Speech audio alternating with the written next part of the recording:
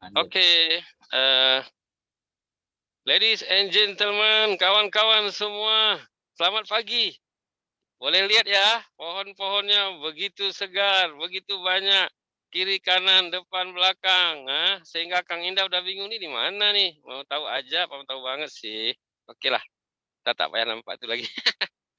Oke, kawan-kawan, ladies and gentlemen, sahabat-sahabat semua di Asia Tenggara, ASEAN. Ya, ke mute. Ulangi. Ke mute, Pak.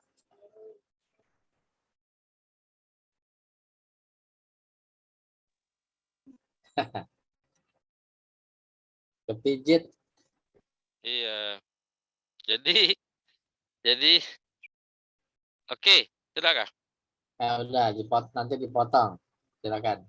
Oke, kita kali ini kawan-kawan semua akan masuk dalam edition ke-7 ALC Day. Oke, ini topiknya adalah mengenai relasi kawan dan sahabat.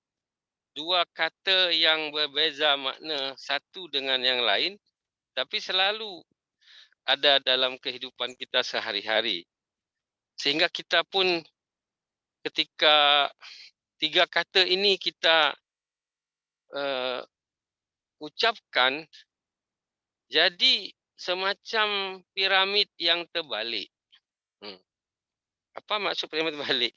Relasi itu adalah suatu network, satu perkawanan, satu jejaring ya orang kata, di mana kita banyak sangat mempunyai relasi yang dari berbagai macam belahan dunia, dari berbagai macam institution, dari berbagai macam forum yang kita jumpai, kemudian kita mengenali dan mungkin kita bertukar name card atau kita mungkin boleh WhatsApp dan sebagainya.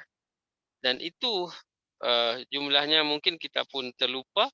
Sebab kalau kita cek dalam name card holder kita, mungkinlah itu sangat banyak. Saya pun punya lebih 10 atau 11, 12, tak ingat lagi lah. Itu name card holder yang tebal-tebal. Itu semua relasi lah yang tidak saya semua ingat pun siapa di dalam name card holder itu.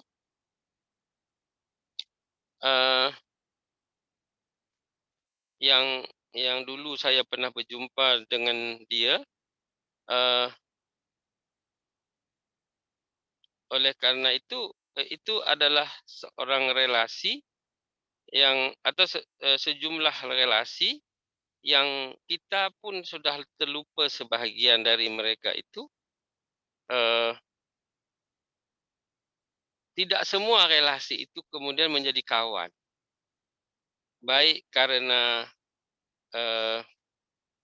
kita tak pernah jumpa lagi atau kita tak terlalu concern kepada dia karena cuma jumpa kejap atau pernah communication beberapa kali.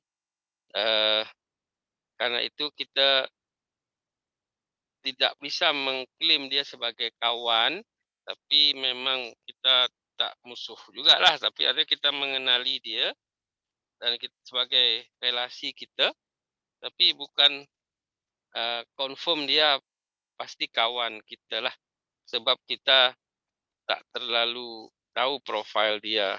Jadi karena itu, kalau seperti mana saya katakan tadi, piramid terbalik, dia mulai lebih sedikit jumlahnya daripada relasi tadi. Jadi apabila apa nama tu, piramid tadi kita bagi dalam 3 potongan atau dalam 3 level, maka level yang paling besar dekat atas yang terbalik piramid itu adalah relasi. Kemudian pada tengah-tengahnya itu kawan, ya. Tentu saja kawan lebih dekat dengan fikiran, dengan jangkauan, dengan ke apa namanya ya, mmm, kebiasaan untuk kita berkomunikasi atau berkongsi atau mungkin kita, sering berjumpa, bahkan, eee, sering juga kita makan bersama, jalan bersama, atau kita sharing bersama kawan lah, my friend, this is my friend, nah kan. Nah, mungkin dalam friend pun boleh terbagi juga, my so friend, jadi kawan biasa je. Tapi memang hari-hari atau bulan-bulan minggu jumpalah karena dekat rumah, dekat kampung, satu institution, satu bandar, satu office dan sebagai kawan lah. Jadi ada so friend, kawan ya biasa gitu saja. Ada yang good friend, dia memang attention lah pada kita, tanya khabar, bagaimana, tak tampak berapa hari, are you okay ke? Macam-macam. Tanyalah ataupun kadang-kadang bagi kita apa, gift kerana kita birthday dan lain-lain lah, perkara yang lebih daripada yang, level pertama tadi, so je lah. Itu good friend lah. Tapi ada lagi di atasnya lagi, iaitu best friend. Best friend ni pun mungkin kalau kalau misalnya, eee, kita tak ada kereta nak pergi mana, dia bagi juga pinjam keretanya. Kalau tadi cuma makan je lah dia bagi kan, gift je lah, tapi kita nak pinjam kereta dia kerana kereta kita rosak ataupun diguna oleh saudara yang lain, wah dia mulai berfikir keras ni, bagaimana nak bagi ya, nanti kalau dia aksiden macam mana? Atau jangan-jangan dia bawa lari pula, segala macam lah. Itu kita kadang-kadang kalau sudah pinjam kereta, kadang-kadang dia pun kawan, belum tentu kita bagi juga. Kan. Padahal kita ada 2 kereta, kata-kata ini satu nak pakai wife pula, saya nak pakai juga atau anak nak pakai, apa sajalah kita buat alasan, kita nak bagilah.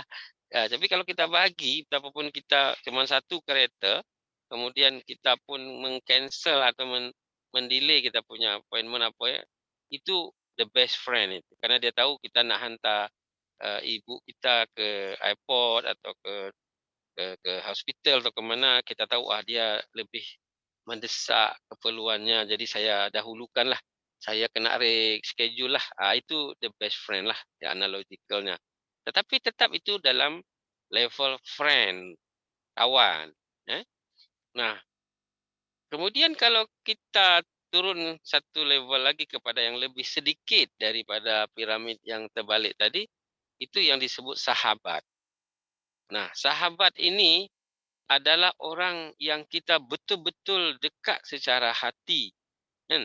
Secara soul, bahkan orang yang kita berani menyampaikan perkara-perkara yang rahsia lah atau yang confidential about uh, uh, myself atau yourself or ourselves lah. Kadang-kadang ni perkara sensitif atau perkara yang kita tak nak orang lain tahulah.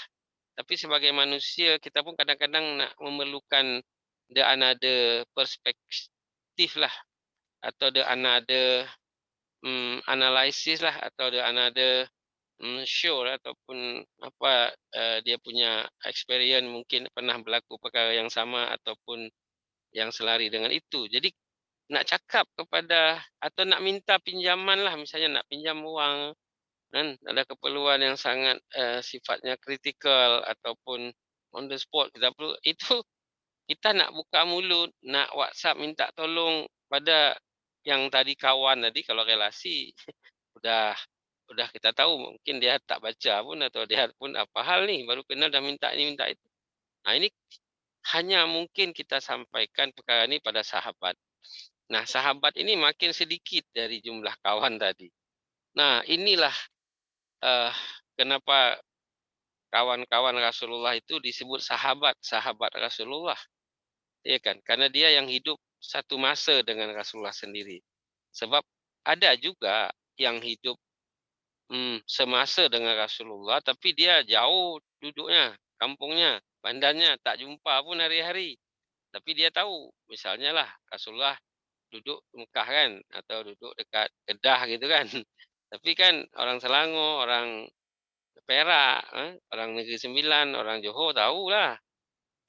Tapi yang hari-hari bersama dia itu ya orang Kedah tu. Mungkin kalau Kedah tu mungkin Kuala Ketil kot. Jadi belum tentu orang Alor Star pun pernah situ belum tentu orang Petaling Jaya atau orang Bestari Jaya atau mana pergi karena jauh kan itu Selangor tu. Mungkin orang Patani pun tahu kalau itu dia dekat Kuala Ketil tapi dia tak jumpa hari-hari itu tak disebut sahabat yang tak tapi itu kalau dia merawikan hadis dia pernah dengar lah dari situ itu akan dicari tahu apakah itu nanti datang dari sahabat connecting apa tidak. Nah, kan kalau ketika dia eh, hidup pada masa sahabat nabinya sudah meninggal Rasulullah maka disebut tabi'in. Nah, tapi manakala dia mengetahui apa yang Rasulullah kata lewat tabi'in disebut tabi'in. Jadi levelnya macam itu. Nah, dalam konteks tadi relasi kawan dan sahabat, itu sahabat tuh jumlahnya sangat sedikit. Ada kadang-kadang kita ramai kawan tau, tapi sahabat hanya 2 saja. Kadang-kadang 1 saja. Kadang pun 1 pun tak. Karena kita tak terlalu confirm dia ni kalau aku cakap pada dia ni apakah dia respect ke atau dia just only hearing ajalah, kalau listen ajalah, dengar sajalah tapi dia tak empati pun, tak respect pun. Jadi kadang-kadang kita risau nak cakap, tak cakap saja. Jadi kita rasa dia sahabat tapi macam kita masih ragulah. Tapi kalau kita memang sudah sangat dekat dan kita pun tahu dia punya personality, kita memang menganggap dia sahabat, tapi saya mau berani garanti, mungkin setiap kita tak sampai 10 kot sahabat ni. Siapapun kawan kita mungkin 1,000 atau lebih 1,000, relasi jangan tanya lagi. Nah, jadi bagaimana supaya kita ni mendapatkan sahabat dan bagaimana kita menjadi sahabat daripada kawan kita gitu. Nah, ini persoalannya tentu saja sangat sangat apa ya, sangat personal atau sangat apa ya, sangat different lah antara satu dan orang. Boleh jadi banyak orang juga punya sahabat, tapi saya tak yakin lah kalau dia banyak sangat. Jadi kalau begitu kita kena maintain perkawanan kita bagaimana menjadi level sebagai sahabat. Nah, di sinilah kita perlu mungkin melihat kembali bagaimana Rasulullah merespon orang-orang pada masa hidup dia yang berbuat tak baik pada dia. Dan bagaimana pula dia membalas orang-orang yang tak baik maupun yang baik pada dia. Nah, sekarang ini kita terlalu cepat menduga ataupun memblame relasi itu macam tak betul lah. Jadi belum jadi kawan, baru jadi relasi, kita sudah mempunyai sakwa sangka, sudah suuzon atau sudah underestimate pada dia. Ini sudah saya cakap dalam dalam edition sebelumnya Philosophy of Life ini tentang positive thinking ya, sense of belonging and cooperative.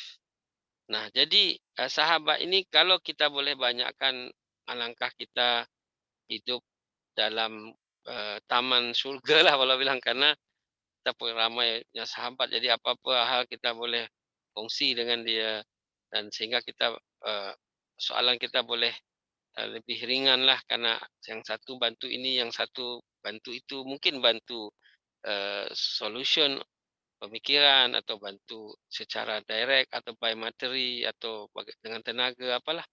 Jadi supaya itu boleh menjadi, maka jangan pernah membalas keburukan dengan keburukan yang sama ataupun lebih teruk apalagi. Jadi kalau ada kawan kita buat khilaf kan, jadi atau apa yang kita merasa sakit hati, you kena dengar saya punya Philosophy of Life yang berapa ya, keempat editionnya, yaitu Nawaitu Tujuan dan Cara. Ada orang kawan membuat sesuatu itu by nawaitu, memang dia nak buat kita celaka lah atau nak membuat kita negatif image lah dan lain-lain karena dia nak dapat positioning kita ke atau dia nak membuat dia branding ke apa tak tahulah. Tapi boleh jadi dia tak maksud itu. Niatnya baik, tujuannya pun baik, tapi caranya kadang-kadang kita tak boleh terima lah. Tapi kalau yang begini, mesti kita tak payah mendendam, apalagi membenci, sebab kita nak confirm dia ni buat perkara ni kerana dia tak tahu caranya, teknikalnya. Oh, by design sudah dia benci dari awal lagi. Nah, ini kalau memang ternyata macam dia memang tak suka pada akulah. Macam dia, apakah aku yang buat, selalu dia nak lihat negatif side ajalah. Kalaupun berlaku macam itu, Rasulullah, saya dengarlah dari apa-apa tuan guru dan lain-lain, kita tetap kena doakan dia. Coba apa yang tak dibuat oleh Umar bin Khattab kepada Rasulullah SAW, dan apa yang tak dibuat oleh uncle-nya sendiri, Umar bin Ibni Hashim, iaitu abang daripada ayahnya atau adik ayahnya, yang dikenali dengan nama Abu Jahal itu. Sehingga Allah, Abu Lahab, Abu Jahal itu kan, wow, itu adalah seorang uncle Rasulullah yang paling teruk untuk menentang Islam ataupun hidayah agama Islam kepada orang-orang di Quraisy, Mekah, Madinah pada masa itu. Bahkan mereka ingin keponakannya ini mati. Umar bahagian daripada pemuka Quraisy, bukan saudara Rasulullah. Itu adalah al-guju atau orang yang paling disegani, sehingga Rasulullah agak sukar, bahkan sukar sekali untuk menundukkan atau membuat dua orang Umar ini supaya tak melakukan permusuhan dengan beliau. Betapapun beliau sudah berbuat ataupun istilahnya low profile segala macam, tapi memang ni orang karakternya amat teruk. Oleh karena itu Rasulullah SAW meminta, berdoa kepada Allah, ya Allah, aku sebagai manusia biasa tak mampu macamnya nak menundukkan atau nak membawa atau mengajak dua Umar ini, iaitu Umar bin Ibn Hashim, uncle aku sendiri, dan Umar bin Ibn Khattab.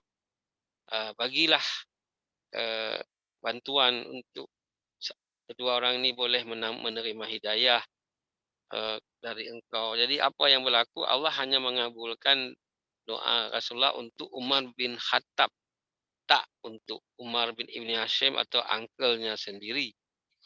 Itu sebab kita tahu kemudian Umar bin Khattab ketika menaiki kuda dengan sangat kencang sekali, dengan wajah yang sangat beringas, yang bengis, hendak memancung Rasulullah SAW. Tapi di tengah perjalanan ada kawan dia kata, kau nak ke mana? Macam ada sesuatu yang you kena segera buat. Apa ni? Aku tak boleh biarkan lagi Muhammad ini menyebarkan agama di Mekah ini. Sudah banyak orang terpedaya dengan dia. Aku akan habiskan dia dalam waktu sekarang hari ini dan secepatnya. Kamu jangan cakap macam tu. Kata kawannya, adik kau tu kamu uruskan dulu. Apa berlaku dekat dia? Dia pun sudah ikut Muhammad. Apa you kata? Tak percaya ke? Datanglah ke rumahnya. Wah, Umar rupanya sudah naik pitam adiknya sendiri yang perempuan tu. Udah pula masuk Islam. Lalu kudanya pun dia bawa lari ke arah yang lain, sehingga sampai di rumah adiknya itu, dia mendengar dia dengan suaminya lagi membaca mushaf Al-Quran. Maka Umar begitu masuk, langsung memukul adiknya dan menarik atau merampas mushaf yang dibaca mereka. Kemudian adiknya berteriak, kamu jangan, kamu tidak berhak memegang itu. Kamu najis. Wah, dia tak pernah mendengar adiknya berani melawan dia selama ini. Tapi kali ini dia mendengar adiknya melawan. Dia kata, tapi adik ipar yang lakinya pun macam dia nak lawan abangnya jugalah. Jadi itulah kita tahu dalam sejarah, nggak perlu saya sebut lagi. Umar bin Khattab, Allah berikan hidayah dengan surat Toha, sehingga dia kemudian menjadi sedar, dan dia dengan sendiri dengan sebagai seorang gentleman, dia menuju kepada kemah Rasulullah, hendak jumpa Rasulullah, tapi sahabat Abu Bakar yang sudah lebih dulu ada, dia tanya, "You nak mana?" Dia temu Rasulullah, "Apa you nak? Kalau you nak membuat Rasulullah celaka, you kena berhadapan dengan saya." Karena dia tahu eh, Umar paling benci pada Rasul. Tapi apa yang berlaku, Umar kata, "Aku nak masuk Islam." Jadi akhirnya kita tahu kan, Umar bin Khattab adalah salah satu sahabat Rasulullah yang paling hampir, yang paling dekat dengan dia, radhiyallahu anhu. Jadi bahkan dia pernah berkata, siapa saja yang menyentuh Muhammad, maka dia perlu melangkahi mayat aku lebih dulu.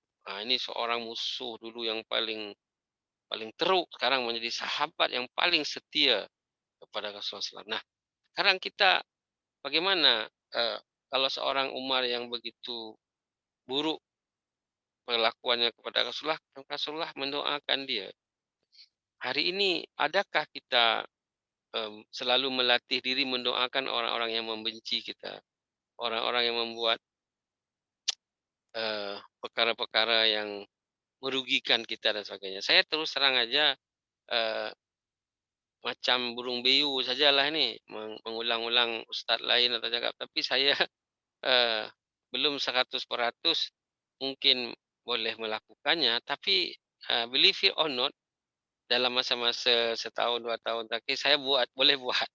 Jadi saya komplain dia, misalnya saya punya kawan di dalam office, saya komplain, tetapi saya tak menyukai juga apa yang dia decisionkan, tapi saya tak memutuskan mendoakan dia juga. Jadi saya mempunyai filosofi memisahkan mana personal case, mana professional case, mana personal ways atau activity atau um, apa namanya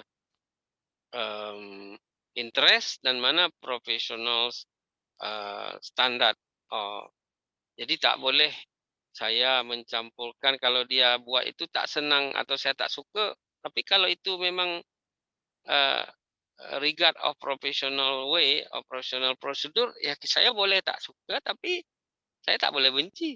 Sebab itu dia buat itu karena responsibility dia kena buat. Jadi jangan kita kalau tak mendoakannya. Jadi untuk kita mempunyai banyak sahabat, yang pertama saya belajar dari banyak orang juga, mari kita melihat kebaikannya daripada melihat kekurangannya. Toh saya pernah berjumpa satu hadis Rasulullah SAW, apabila kamu melihat ada 99 keburukan pada kawan kamu dan hanya ada satu saja kebaikan pada diri dia, maka pandanglah yang satu itu, lupakan yang 99. Sebaliknya pula, kalau kamu melihat diri kamu sendiri, lihatlah kamu lebih banyak kekurangannya daripada kawan kamu yang lain. Jadi kita ni perkara ni kadang-kadang terbalik tu. Kita kawan baiklah, dah 90% baik, 10% aja kurang baik. Tapi kita concern pada yang 10 tu. Saya pun macam tu kadang-kadang juga. Jadi marilah, saya pun dah umurnya 59 sekarang ni, mau 60. Apalagi yang sudah 70, saya percaya sudah lebih wisdom. Kita ni dah harapkan anak-anak muda yang umur 30, 25 lagi awal wisdom lagi. Sehingga banyak lagi sahabat dia dibanding kita ni yang dulu tak dapat advice, tidak dapat ceramah, tak dapat knowledge, sehingga kita pun belajar itu on the spot saja, tak terlalu awal lagi. Okey, kata-kata kunci saja adalah mari kita perbanyak sahabat. Dengan banyak sahabat, maka kita akan lebih bahagia, lebih banyak kesenangan ataupun kegembiraan. Ya, maka janganlah kita kedekut, janganlah pelit, janganlah kita no care. Bahkan kalau ada kelebihan atau ada sesuatu yang kita boleh bagi, betapapun dia tak minta sekalipun, apalagi pada masa-masa dia ada birthday ke atau married anniversary apa, kita kena remind, kita kena care. Mudah-mudahan saya boleh buat terus perkara yang berlaku. Itu saja, perbanyak sahabat, dan tidak mungkin Anda akan banyak sahabat juga kalau Anda nggak nambah kawan terus. Apalagi kalau Anda tak menambah relasi, duduk kat rumah aja, jumpa orang not to say hello dan sebagainya, itu pun akan membuat yang tadi sudah sedikit makin tak adalah sahabatnya karena tak tambah-tambah pun kawannya, kan. Oleh karena itu saya mengingatkan pada diri saya sendiri bahwa berbanyaklah relasi, berbanyaklah kawan, tapi mesti lebih diusahakan perbanyaklah sahabat. Ada satu kata-kata bijak mengatakan, menambah 1000 kawan dalam sehari atau 1 bulan masih sedikit.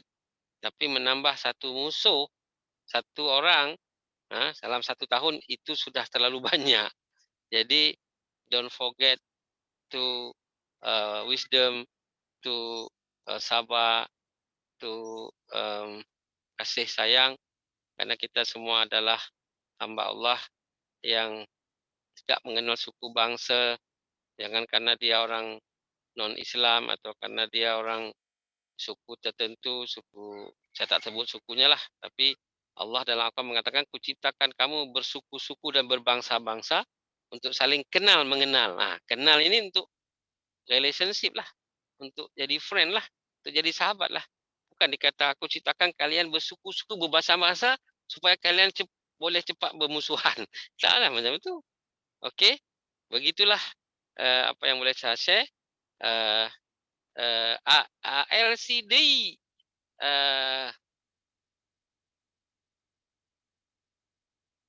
daun sirih, daun kayu. Terima kasih. Thank you. Sampai jumpa di edition yang akan datang dalam Philosophy of Life, the ASEAN Lecture Community Program.